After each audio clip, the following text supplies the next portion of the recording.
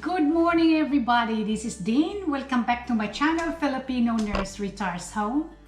And how are you guys? I hope everybody's staying safe, okay? Yesterday, can you believe that? We went crabbing, and I have a video on that, okay?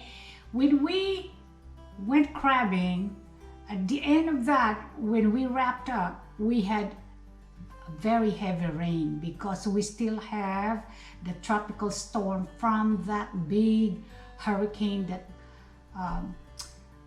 had affected somewhere in Florida area, Pensacola and Alabama. I think they were affected. So we still have the leftover tropical storm, and we still have it today. In fact, it's still raining outside. And anyway, we live in the south coast, and we are surrounded by rivers, and we can actually fish anytime we want and crab. I was so surprised because we were not ready. It was a random type of activity we have with my friends. They're old friends of mine, so they're like my brothers and my sisters, you know. So we pack our things, but all our reels are old. The fishing reels that we have, they're all old, and we did not prepare for that. So when Mr. Bruce tried to cast his fishing line, it broke basically, okay? But we had chicken backs as well as chicken necks that we use for baits for our crabs. We had 17 crabs actually, and I had about 6 pieces when we get home, and Aurora had 11 of them, and I had the biggest one, so I'm a little tortured about that. But she gave me the best one. They were really good. I had the best time. My husband do not really eat or do not have patience to eat crabs because you have to pick on them, right?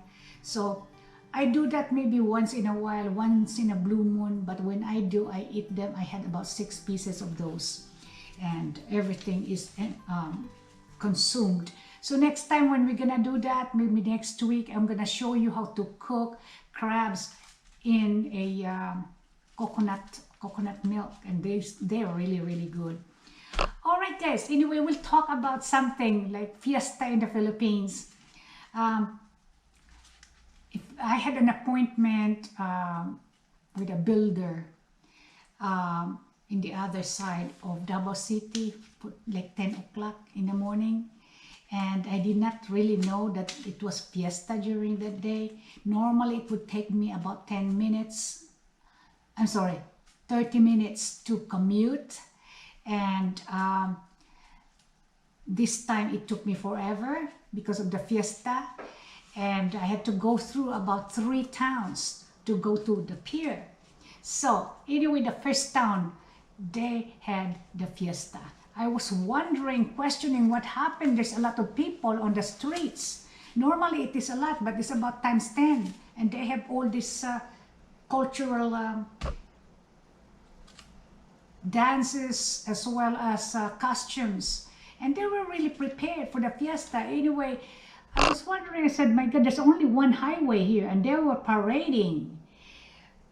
It's a long parade, and anyway, I said, my God, is there a way for me to bypass that? So the other guy told me, why don't you go to the like an outskirt road, and you might be able to beat the parade.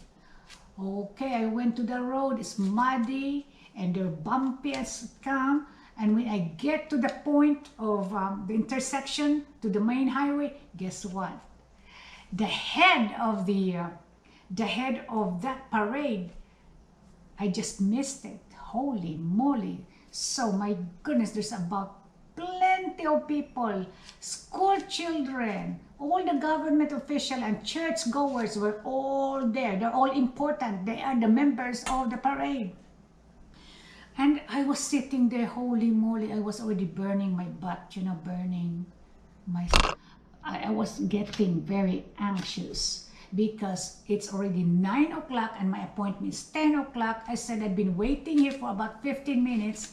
So I said, I've got to get out. I have to talk to this fellow who is directing the traffic, the parade. So I went there and said, sir, please let me in. just for about 1 minute so that I can go to my appointment. And I was begging, basically. I was about to cry.